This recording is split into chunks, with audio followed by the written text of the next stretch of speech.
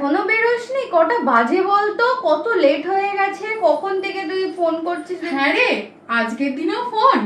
আমি রান্নাঘর থেকে দেখছি মানে প্রণামটা করতে না করতে সঙ্গে সঙ্গে ফোনটা রিসিভ করার চিন্তা, তার উপর আবার ফোনে তুই তো গাড়ি এখনো তুই।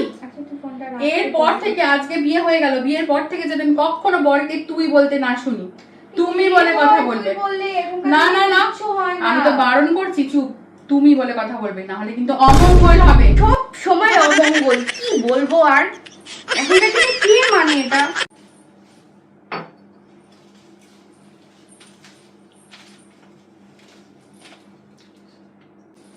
তুই আবার কাঁচতে হাত দিয়েছিস?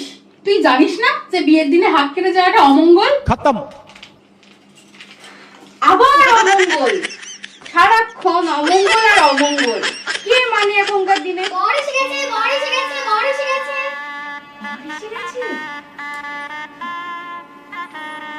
কোথায় যাচ্ছিস? আরে বর এসছে, বন্ধুরা বললো না বর এসছে, বর এসছে, তুমি শুনতে পাওনি?